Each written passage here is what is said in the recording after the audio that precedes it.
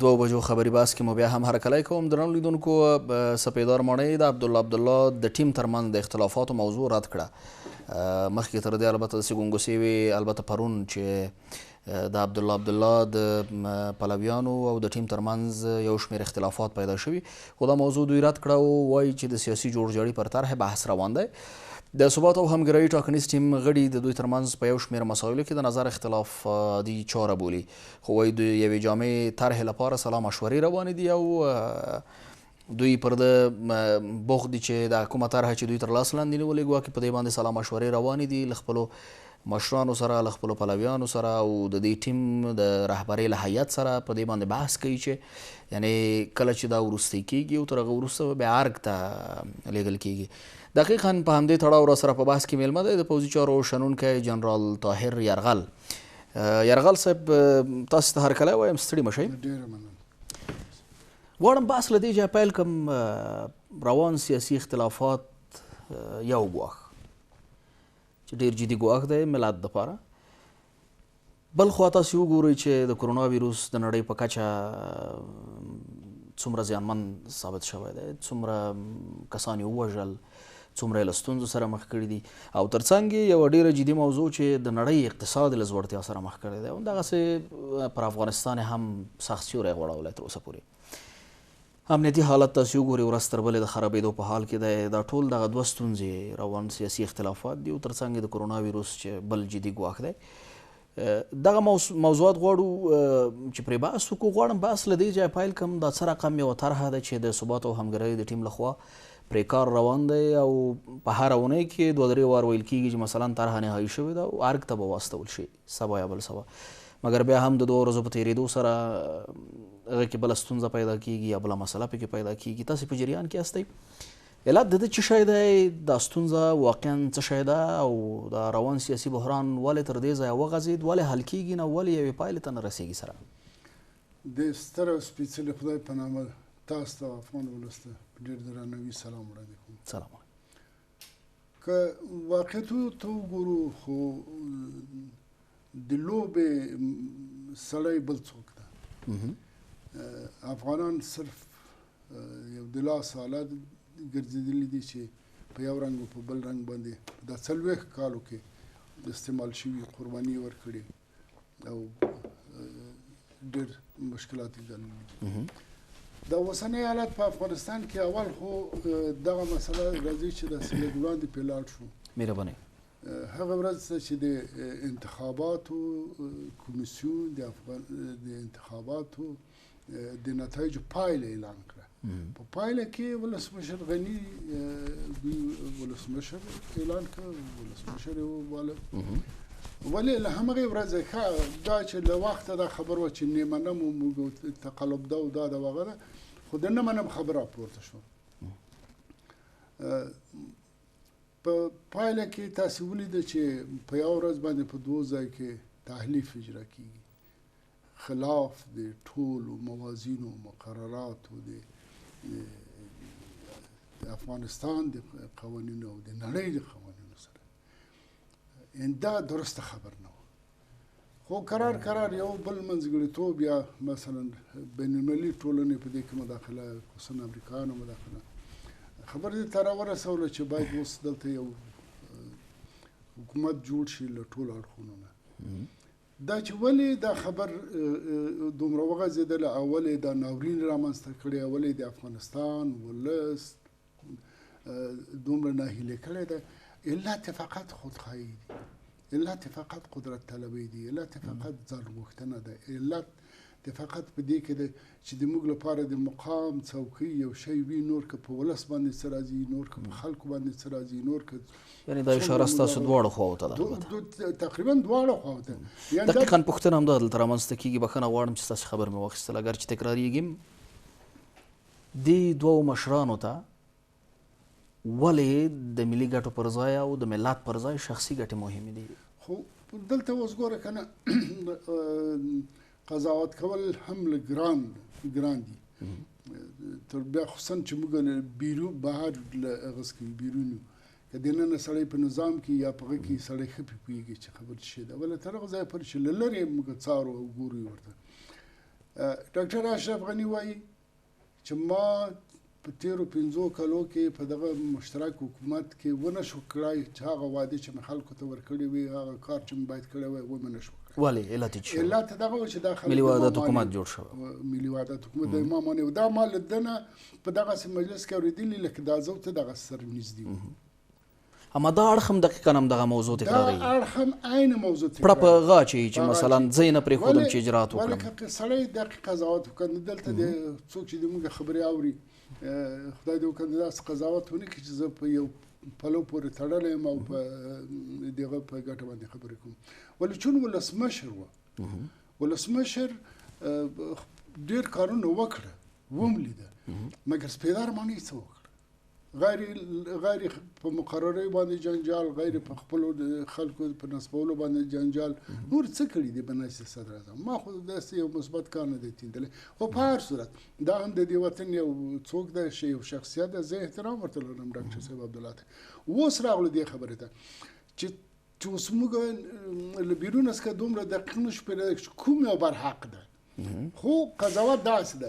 خو ګورې یرغل صاحب وخت چې دومره معلومات تاسې لرئ چې مثلا لوبه د بل چا په لاس کې ده، مخکې چې تاسې اشاره ورته وکړله، نو وخت چې دومره معلومات لرئ نو خو له دننه نظام نه وضعیت نه به هم تاسې معلومات لرئ. مخکې تاسې ویلي چې له ولسمشر سره تاسې دغه لکه د ما او تا چې دا اوس ناست یو داسې بار بار ورسره ناست یې او بحث هم کړی، نو طبعا دومره نږدې اړیکې چې ورسره لرئ خو له نږدې نه به وضعیت هم تاسې ته معلوم وي چې علت څه شی دی، اصلي ستونزه په چا کې ده، ولې یو لوری انعطاف نه ښیي په داسې اساسي وخت کې. زه دغه ملاقاتونه مې دو ملاقات ما ورسره درلود هغه د کمپاین په وخت کې داسې نورې اړیکې نه ورسره لرم، یعنی اوس مو نه لیدلي؟ نه قطعا د هغو وختو خبرې مې دا پوښتنه وه چې ورور تا دا 5 کالو کې خو وعدې چې وکړې څنګه یو دلیل یې دغه ویلې. اوس راغلو دې خبرې ته او دا خو دقیق خبر ده. بل واره هم دغسې حکومت موږ ته خو وملیده چې وزیر د خارجه د امریکا را جوړه کړه جان کیری او دا واره ښاغلی خلیلزاد دلته و. دوی کولی شو چې د یو اړخ هغه یې نیولی وای د حلف د وفادارۍ مخې نیولی وای. دقیقا هم دلته تم کېږو غواړو دغه موضوع لږ زره روښانه کړو.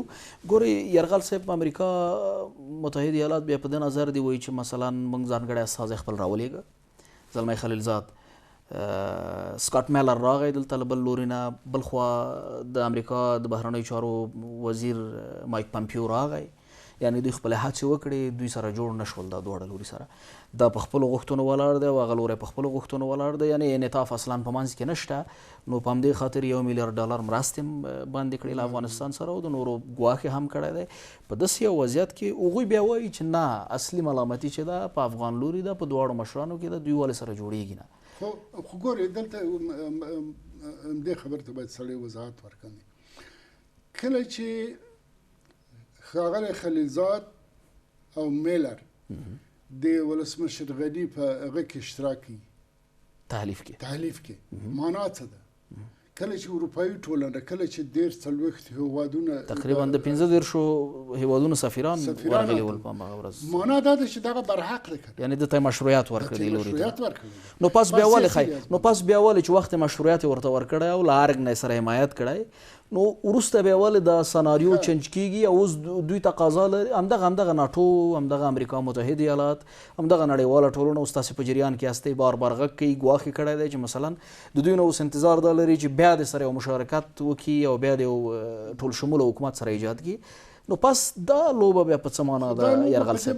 ګورې دا لوبه په دې معنا ده اوبه خړې که مایان ونیسي، لوبه په دغه معنا ده. دې باندې ټول ولس پوهېږي، اوس نن ماشومان هم په دې باندې پوهېږي. موږ تاسو خو یو عمر په دې وطن کې تېر کړی په مختلفه حقوقو کې. د دوی لپاره څه فرق دی؟ د دوی لپاره دغسې حکومت په کار دی چې هر څه دوی هر رقم دوی وډنګي او هغه نستوني ورته واچوي. د دوی لپاره دلته یو قوي یو مستحکم یو مرکزي حکومت په کار نه ده چې د افغانستان ستونزې حل کړي. دا قانون ده. دوی لپاره د افغانستان ګټې مهمه نه دي، دوی لپاره د ښاغلي غني او ښاغلي عبدالله ګټې مهمه نه دي، دوی لپاره خپلې ګټې مهمې دي چې د دوی ګټې چیرې نغښتې دي. دوی هماغه عمل کوي چې دوی خپلې ګټې لاسته راوړي. خو زه هم دا اشتباه ده. زه هم د تاسې ګټې په دې کې دي چې تاسو په افغانستان کې مستحکم قوي حکومت ولرئ او دا جګړه ختمه کړئ.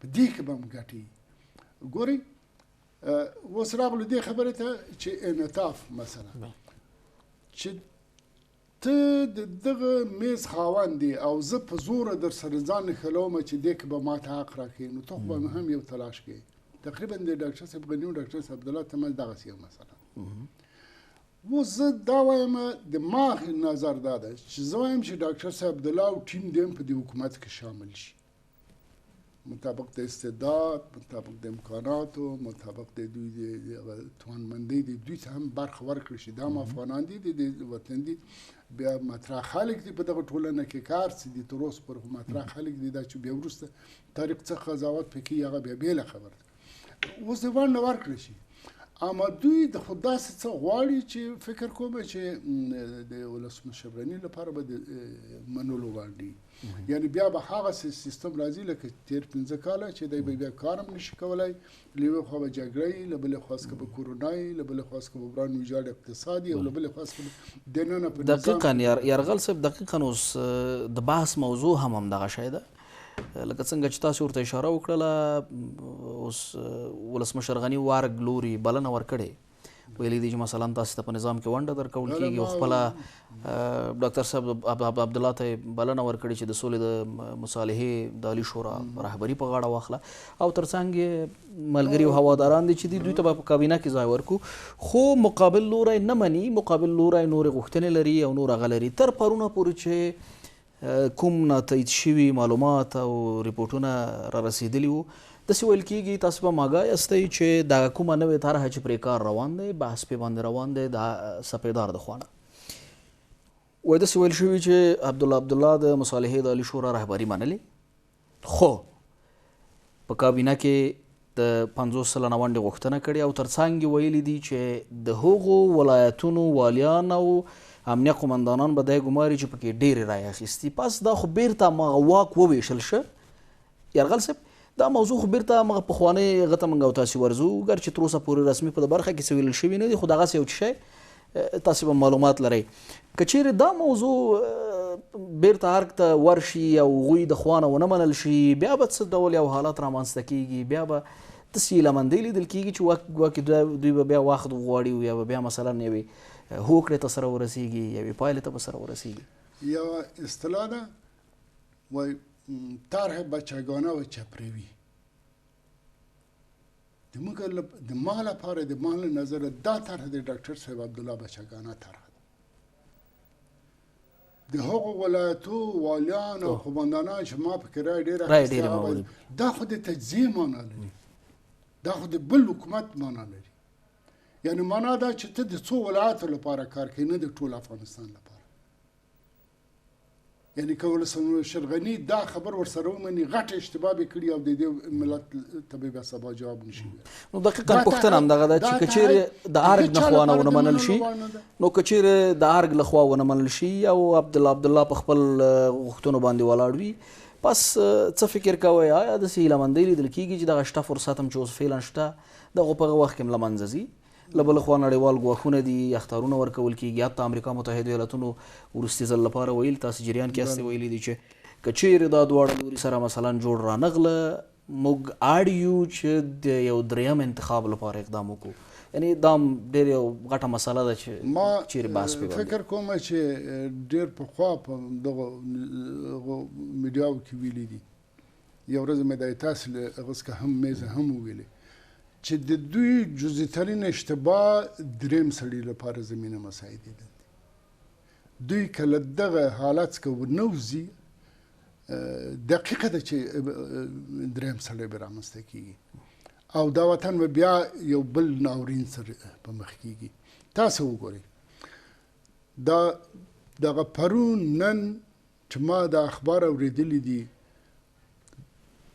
ډېر د موږ په څو ولایتو کې په سرپل کې په قندهار کې په مساینک د لوګر کې په بلخ کې د موږ سرتیري قرباني شو د دې جګړې چې شمیر یې بیخي سړی حسابوي بیخي د سړي په خوله نه راځي څومره زخمیان شوه څومره نور له هغو سره صف د محاربې ووتل دا یو ولس دی په کرونا مرض په کرونا باندې اخته خلک دوا نه لري، د قرنطین ځای نه لري، امکانات د تشخیصیه د هغومره ضعیفه ده چې تصور یې نه کیږي.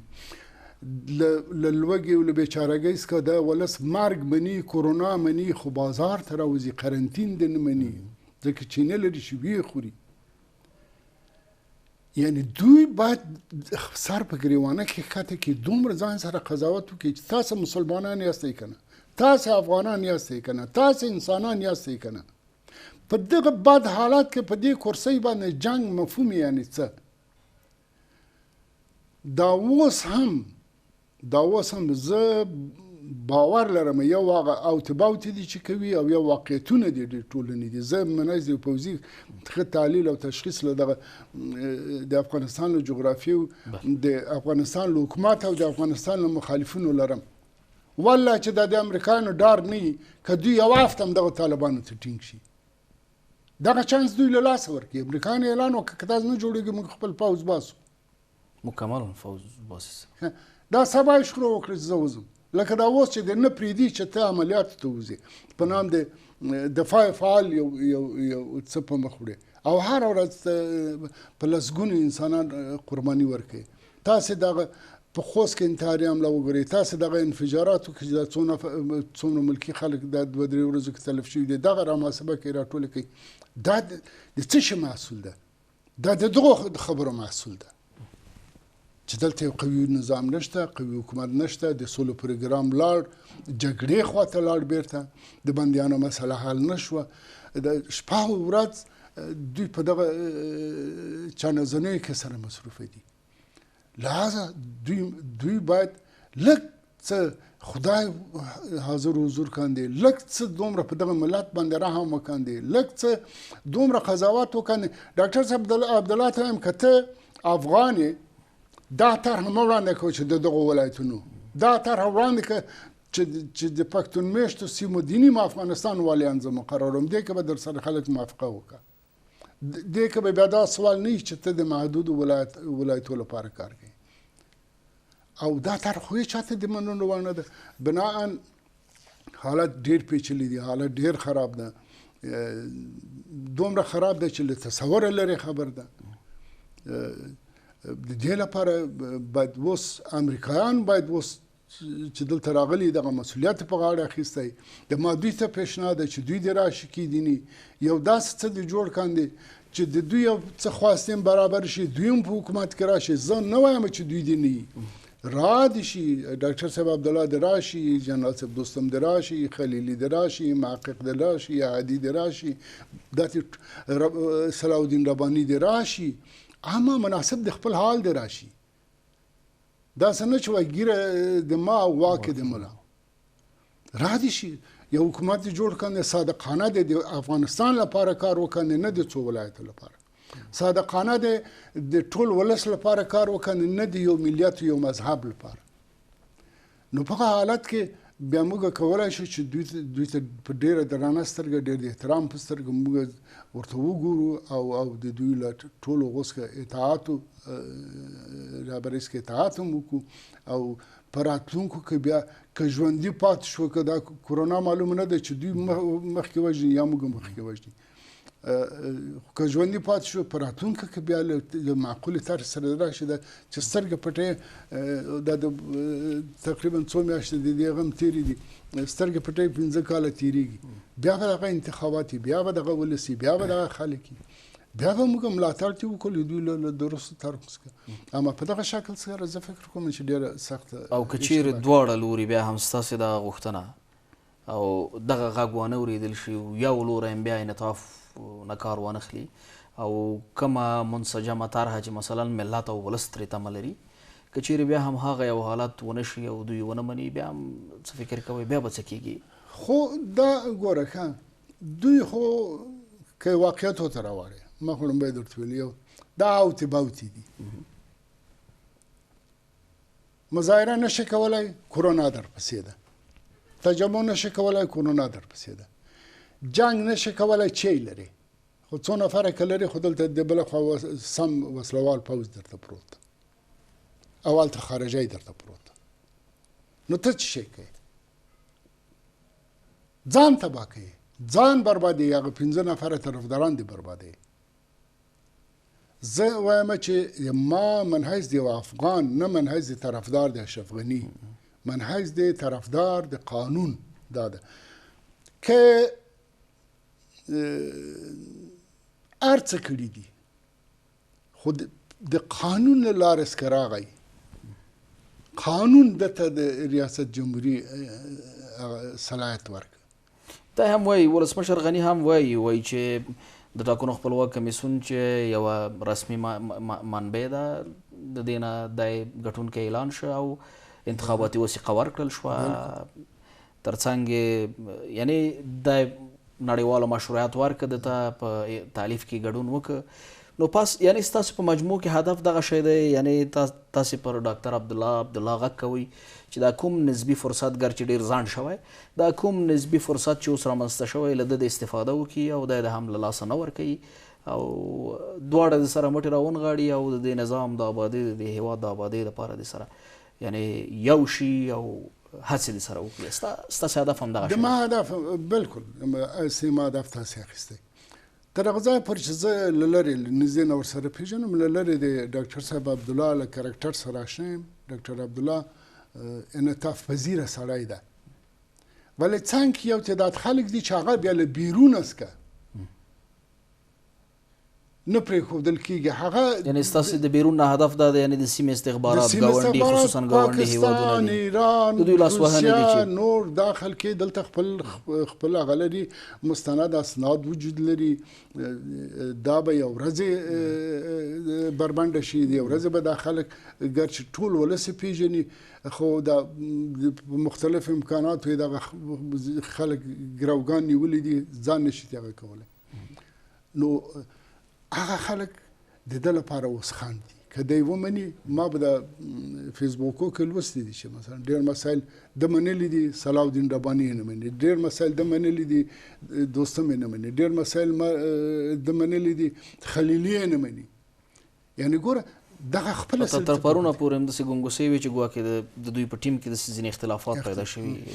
خو اختلافات د سلیقوي اختلافات به وي، د نظر اختلافات به وي، ولې په دغه ساعته باندې چې دلته د ملي ګټې تر پښو لاندې شي خو بیا دا اختلافات د منلو وړ نه دي، دا خو بیا د زغم وړ نه دي.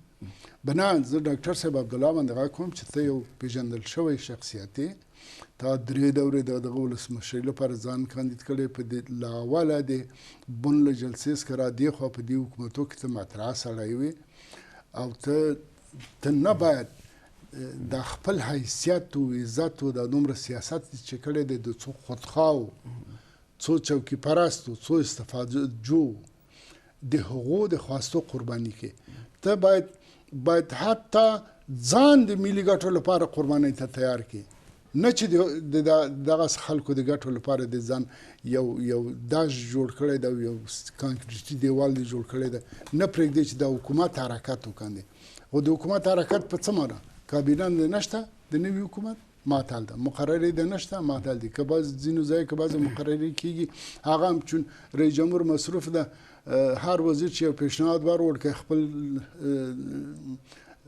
هغه هر څه چې اړیکې ورسره لري وروړو هغه هم ورته هغه کوي چې زه ورکړې مصروفه ده. چون د مثال په توګه مثلا قومندان د کابل مقرر شه، رئیس جمهور ویلي و چې زه هر څوک چې جنرالي بس کې مقرریږي زه انټرویو ورسره کوم، امتحان زه ترې اخلم، امتحان زه ترې اخلم، مګر رئیس جمهور دغه ونه یعنی د امتحان او ازموینې ته وخت پیدا نه شو، وخت نشته. مخکې له دې چې روان امنیتي حالت، روان بد امنیتي حالت ته که داسې واضح هیکو لږ ذره راشو چې تاسو ګورئ په دې وروستیو کې د وسله والو طالبانو بریدونو زور اخیستی دی په یو شمېر ولایتونو کې. د لوګر په څرخ کې تاسو یو فاجعه ولیدله چې د ملي اردو په لیکو کې رامنځته شوه. همدغسې 13 شپه 9:30 بجې په غزني ولایت کې تاسو ولیدل چې د ملکي وګړو یو موټر سړک تر غاړې پر یو ماین چې 4 کسه، یعنی په مجموع کې که چیرې د امنیتي حالت ته سړی وګوري ورځ تر بلې یعنی د خرابېدو په حال کې دی او بیا هم څوک قرباني کېږي، همدغه ملکي وګړي دي او همدغه پوځ دی او همدغه پولیس دی چې قرباني کېږي.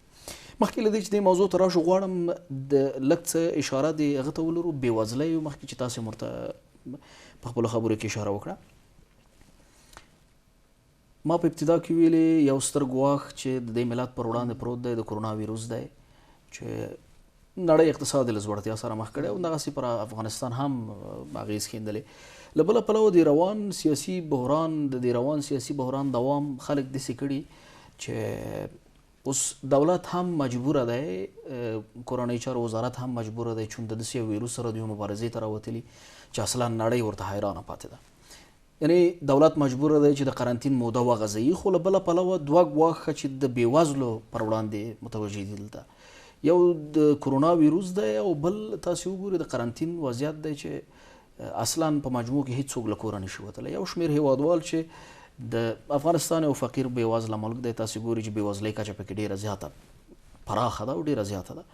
یعنی هغه کسان چې روزمره عاید ونه لري وږي پاتې کېږي، او له یوه خوا که تاسې په یاد وي د دولت لخوا د 4.5 کیلو غنمو ورکړه، د اصلا نه پوهېږم چې دا مرسته وه، یعنې پوښتنه دا رامنځته کېږي چې دا مرسته ده او که په ولس او ملت ملنډې وهل دي. غواړم په مجموع کې وپوښتم له تاسې نه چې دې روان بحران او دې روان وضعیت د مظلومو بېوزلو خلکو پر وضعیت څومره یو بد اغېز کړی د دوی برخلیک به له څه ډول یو حالت سره مخ کېږي؟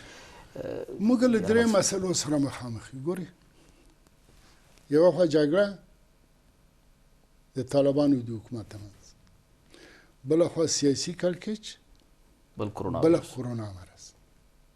دا درې واړه موازي سره حرکت کې دي د دې ولس د تباهۍ په خاطر. تاسو پوهېږئ چې د ټولو فسادو مور بېوزلي ده. کله چې بېوزلي سواد نشته، کله پوهه نشته، حتی بعضې مواقع کې ډېر پوه خلک دې ته مجبوره کېږي چې یو فساد باندې لاس پورې کړي، غلا ته ووځي، اختطاف ته ووځي، همدا لامل د جرایمو کچه لوړېږي. له بلې خوا څخه تاسو خبرې تر غذای پر څو نفرو تر اوسه پورې له لوږې وروسته له دغه قرنطین خودکشي وکړه په دې وطن کې. دې مسؤلیت د چا په غاړه ده؟ د حکومت په غاړه ده. حکومت په داسې بلا باندې ګیر ده، په داسې حالت باندې ګیر ده چې دی حرکت نشي کولی. حکومت فلج ده. وخت چې فلج وي، له فلج سړي څخه کتل دې نه پورته څه توقع لري؟ کنی 4.5 کیلو غنم ویشل څوک په چرګانو نه ویشي، کنی په انسانانو خو څه کوي. ما ډېر تطبیق کړی دی دا عمل. دا له دې نه باید رئیس جمهور باید له دې خپل وید عمر څخه دا پوښتنه وکړي. دا ولې پارلمان ته غوښتل شوی او پوښتنه ترې شوې وه، تاسو به لیدلې وي. پارلمان ته د هغوی جواب دا و چې دا یو امتحاني پروسه وه. یعنې دا اصلا د ده باندې خو زه هېڅ پوه نه شوم چې دا څه معنا ده، هدف د ده څه شی و د دا ګوره که نه دا خو ګوره ښه یو ډېر بچګانه ځواب و چې ده وویلې. د نورم د دغه حکومت او د دغه رئیس جمهور حیثیت نورم راټیټ کړه، سوال اندې راوست دې جواب. بناءً اوس د دې لپاره اړین څو شی دي. ګوره، اول هم له ټولو څخه مهمه خبر د موږ لپاره ښه د کرونا په هکله کې هم اقدامات کېږي. دولت د اوس د هندوستان د غنم را رسیږي او تر هغه ځایه چې ما له ولسمشر خبرو څخه پرون واورېده چې دوی داسې یو پلان و برنامه لري چې خلکو ته خوراکي مواد په هر قیمتي ور ویرسوي.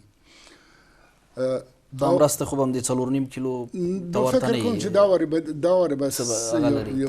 تغییرات به ولري چې مقصد دا خلک د بخورنمیر په حالت کې ژوند وکړي چې له لږې تلف نشي، دومره کفایت. خو دلته یوازې حکومت هم مسؤلیت نه لري. دلته د موږ د بډای خلک، دا مفسدین چې دا دومره کلونه غارت کړی. هغه ورځ ما فیسبوک هم ورته لیکلي و چې کرونا درپسې روانه ده، هغه دې ته نه ګوري چې ته څوک یې. ویشه په دا خلکو د آخرت لپاره خو به د یو شی شي درته. دا هم مسؤلیت لري، خپل ولس هم مسؤلیت لري چې د دې مرض د مخنیوي لپاره د قرنطین په ځان باندې تحمیل کاندي. لوږه ومني، خو د دې مرض ځکه په دې قرنطین کې د یوازې ځان نه ژغوري بلکې بل هم ژغوري. دا اوس د پرون رئیس موږ تاسو 2 نفره تلفات ورکړي چې یو ډاکټر صاحب یو په ننګرهار کې عبید الله د ستر جنرال منیر منګل زوی چې هغه هم فارمسي لوستی و، ډېر ښایسته ځوان و، هغه هم په دغه مرض باندې شهید شوی ده. یعنې ګوره دا ټول مشکلات دي. تر څو پورې چې دغه سیاسي کړکېچ حل نشي او موږ له ټولو مهمه خبر له طالبانو سره دا حکومت میز د مذاکرې ته کینني، زه فکر کوم چې ډېر بد ناورین به را رواني، بیا به داسې ناورین را رواني چې په هغه وخت کې به د هر دوی پښیماني بیا به پښیماني ګټه هم نه لري او د ولس ته به هم سره په اصطلاح د عامیانه وایم مخونه تور وي. حکومت ده چې هر څه تنظیموي، د هر څه مسؤلیت لري. که حکومت فلج شه نه د کرونا مخنیوی کیږي، نه ته بیا په نړیواله ټولنه کې څه اعتماد او اعتبار لري، نه به څوک مرسته در سره کوي، نه به څوک کمک در سره کوي، نه به د خپل عایدات راټولېدای شي.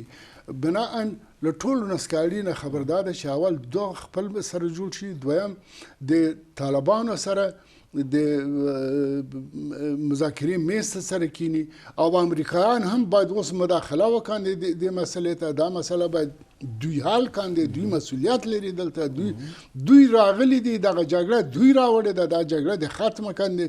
له طالبانو د امریکا ترمنځ جګړه ختمه شو، ولې له افغانو له حکومت سره خو جګړه نه ده ختمه. طالبان وایي خو زه تر هغه جګړه کومه چې د خو اعلامیې اورئ عمل ویني چې هر ورځ تاله وسلوال پوځ قرباني اخلي. صحیح ده، دوی هم قرباني ورکوي، داسې نه ده چې دوی نه مري، دوی نه ټپیان کېږي. اما په ټوله کې چې راشو وګورو، ټول بیا هم هغه افغانان مري، بیا هم هغه د کونډې ورنډې اولادونه مري، بیا هم هغه خلک بدبخته کېږي چې دغسې بدبخته را پیدا شوي وه. نو بنان دوی د دې په وړاندې غټ مسؤلیت لري. او د کرونا په هکله باندې باید یو څه بل هم وایم. د کرونا په هکله څومره چې وزارت صحت عامه مسؤلیت لري، څومره چې حکومت مسؤلیت لري، دغومره ولس هم باید په ځان فشار راوړي. باور وکړئ چې ولس بې تفاوته ده. زه وینم ګرچې زه ډېر کم دغسې یو ځای ته چې ځم وځم هغه په موټر کې، خو زه په لارو کې وینم بې تفاوته دي، ځوانان دي، هغه نه ورکوي، ارزش نه ورکوي.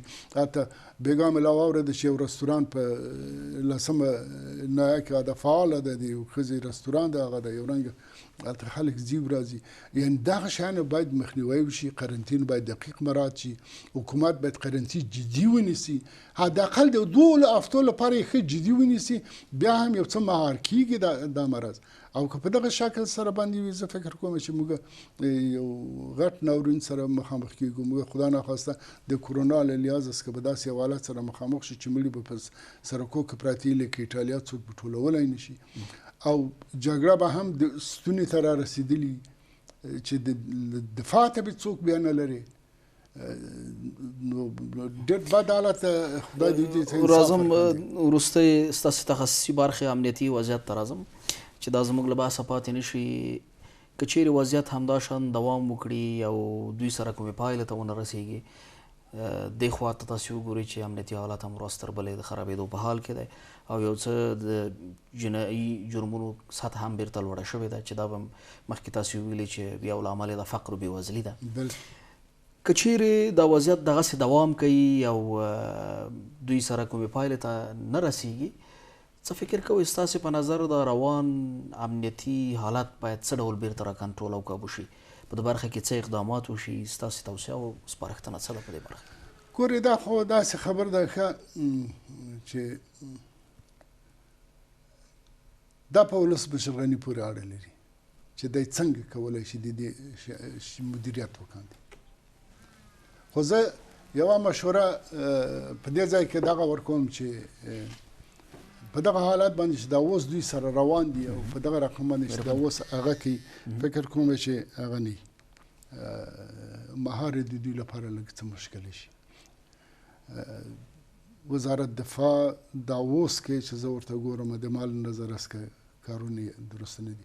خو اول خو باید دا ووایم چې په جګړه باندې هېڅ هم نه کېږي. جګړه کې نه طالبان موافقه کېږي او نه د افغانستان حکومت موافقه کېږي. ښه خبره دغه ده چې د سوله برنامه یوازینۍ لاره د آبادۍ سوله ده. سوله ده. اما وګورئ تاسې د سولې لپاره یو څه نسبي فرصتونه رامنځته شوي، د سولې پروسه خو بیخي هیره شوه. د امریکا او طالبانو ترمنځ چې کله په دوحه کې د سولې تړون لاسلیک شو د هغوی ترمنځ تر هغه وروسته داسې ټاکل شوي وه چې ګواکې 10 ورځې وروسته بین الافغاني مذاکرات پیلېږي او طالبانو دا شرط ایښی و چې 15,000 بندیان به د هغوی د افغان حکومت خوشي کوي او 1000 د افغان حکومت بندیان به طالبان خوشي کوي. دا هغه شیان و چې سولې ته موږ نږدې کولو او موږ د سولې پر لور روان وو. خو اوس داسې انګیرل کېږي په مجموع کې چې هغه نسبي فرصتونه هم په د برخه کې ورو ورو د لاسه تلونکي دي. یعنې هغه فرصتونه ټول له منځه ولاړل، طالبانو بیرته جګړو ته شدت ورکړه. اخوا امریکا چې یو مهمه برخه او یو مهمه مهره ده، هغوی دا وضعیت دغسې یو مبهم حالت کې پرېښی دی. یعنې اصلا دا برخلیک به څه کېږي بالاخره داسې یو تمه ځي چې بیرته افغانان واقعي سولې ته سره ورسېږي. واقعیتونه لږ ترخه دي. دغه پریکړه د ښاغلي خلیلزاد له طالبانو سره بې له دې چې د افغانستان حکومت څخه یو سند واخیست شي چې 15,000 بندیان خوشي کوم، دا د دغه نقطې شروع ده. دغه شروع له دغه ټکي څخه ده. ګر چې ولسمشر غني ورسره ومنله، دا پرون ما واورېده چې یو بندیان د طالبانو خوشي کړي دي له زندان اوس. اوس مشکله مسله چې طالبان نه مني، هغوی وایي دا زموږ بندیان نه دي. خو خیر، خو دلته بندیانو طالبانو په نامه دوی سره ثبت. دغه ورځو کې چې دا پرون رئیس اورم چې دوی په 15 نفرو نورو بندیانو باندې په فشاري کې چې مقتدار اپرېدي. ما د اما افغان حکومت وایي چې هغوی د خوشي کېدو نه دي، هغوی جرایم ډېر زیات لوړ دي. جرایم زیات. شورای امنیت مشاور خبر ماوره د چې دو سره عقلابدي مسایل دي. خو دا ټول کیږي مشروط په دې چې دغه سیاسي بحران حل شي. په دې معنی باندې طالبان افغانان دي، د دې وطن دي. بل آخره چې هر څومره کړکېچ شي هر څه شي، کله چې سره مخامخ افغانان سره کینی د خبرو په لارې یو لار ورته پیدا کوي. اما تر هغه وخت پورې چې دغه میز ته مخامخ سره کینی، خو زمینه سازي باید وشي. زمینه سازي په هغه وخت کېږي چې دلته یو قوي حکومت وي، دلته دغه مشکلات نه وي، دلته د کني دولت خو طالبانو بندیان 15,000 ومنل چې موږ خوشي کوو، منتها په تدریجي شکل سره. او زه په ښاغلي ولسمشر غني باندې غږ کوم ورته چې ورخوښه دي کاندي دا دومره چې جنګیږي، دا دې هم ورشي جګړې ته. خو دا پړه دې هم په ځان باندې نه مني. خیر، د وسار چې شوي دي. خو دلته د ډاکټر صاحب عبدالله مسؤلیت دی. ډاکټر صاحب عبدالله باید انعطاف وکړي. ډاکټر صاحب عبدالله باید ملي ګټې په نظر کې ونیسي. ډاکټر صاحب عبدالله باید د دې ملت بدبخته حالت په نظر کې ونیسي.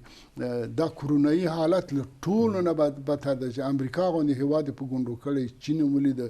د دنیا اقتصاد به د دې مرض له ختمېدو سره تغییر کاندي. په میلیونو خلک به بیکاره شي، په میلیونو خلک به وږي شي، په میلیونو خلک به آواره شي. نو په دغه حالت کې چې بیا موږ افغانان چې موږ هیڅ شی نه لرو، ارڅم په سوال دي، ارڅم د بل جبه دي. نو دا ملت د ترحم وړ ده، دا ملت د هغه وړ ده چې په دې باندې باید لاس راکشي، دا باید نوازش شي. او دا نوازش هغه وخت کېدای شي چې دلته موږ یو درست حکومت ولرو.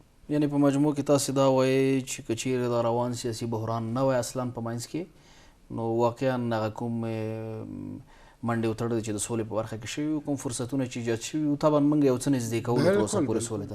مننه کوم یرغل صاحب ستاسې له حضور نه چې په سټوډیو کې راغلی او موږ ته مو وخت راکړ. کور رمضان همدارنګه درنو لیدونکو له تاسې نه هم مننه کوم چې تر دې دمه له موږ سره مله واست. تر بلې خپرونې د خدای په امان.